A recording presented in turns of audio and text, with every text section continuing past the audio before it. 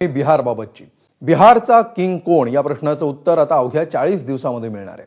केंद्रीय निवडणूक आयोगाने बिहार विधानसभा निवडणुकीची तारीख जाहीर केली आहे। बिहारमधील 243 जागांसाठी होणाऱ्या या निवडणुकीमध्ये एनडीए आणि महागठबंधन यांच्यामध्ये थेट टक्कर आहे। तर प्रशांत किशोरांच्या जनसुराज्य पक्षामुळे त्रिकोणी लढत होऊ शकते असंही म्हटलं जात आहे। नितीश कुमार सुद्धा पुन्हा मुख्यमंत्री होणार की तेजस्वी यादव बाजी मारणार, पाहूया हा रिपोर्ट। एनडीए आणि महागठबंधन म्हणजेच इंडिया आघाडीसाठी अतिशय महत्त्वाच्या प्रतिष्ठेच्या बिहार विधानसभा निवडणुकांच्या तारखा केंद्रीय निवडणूक आयोगानं घोषित केल्या। बिहारमधील 243 जागांसाठी येत्या 6 आणि 11 नोव्हेंबरला 2 टप्प्यात मतदान होईल, तर 14 नोव्हेंबरला मतमोजणी असेल। म्हणजेच आजपासून फक्त 40 दिवसानंतर बिहारचा किंग कोण याचा निकाल लागलेला असेल। बिहार के चुनाव 2 फेजेस में होंगे। पहले फेज के डेट गैजेट नोटिफिकेशन 10 तारीख को आएगा, दूसरे का 13 को। Last date of making nominations पहले फेज की 17 को होगी, दूसरे की 20 को। स्क्रूटनी 18 और 21। विड्रॉल की आखिरी तारीख 20 अक्टूबर और 23 अक्टूबर। और डेट ऑफ पोल 6 नवंबर थर्सडे और दूसरा 11 नवंबर ट्यूसडे।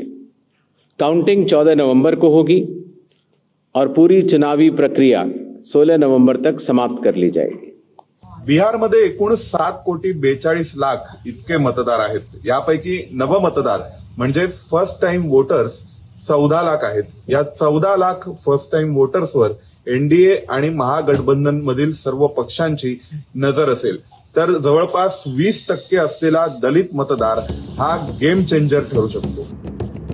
याआधी 2020च्या बिहार निवडणुकीत कसा निकाल लागला ते पाहूया।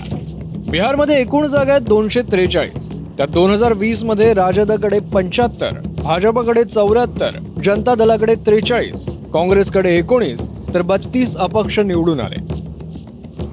तर 2024च्या लोकसभेतील आकडेवारीनुसार कुठे कोण आघाडीवर होतं तेही पाहूया। या 243 जागांपैकी एनडीए 173, इंडिया आघाडी 63 तर 7 जागा अपक्षांकडे होत्या।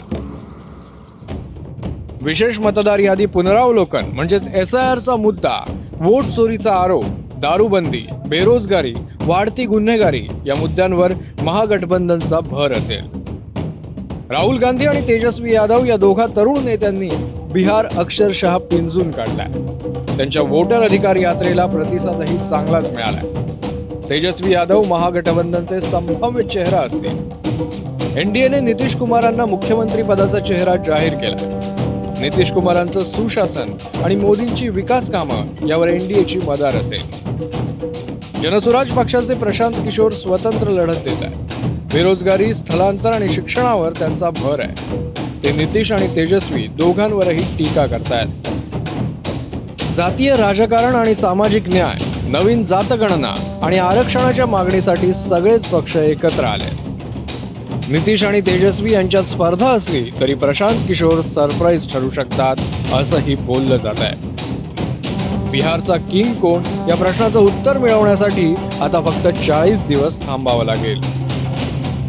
ब्युरो रिपोर्ट, एबीपी माझा।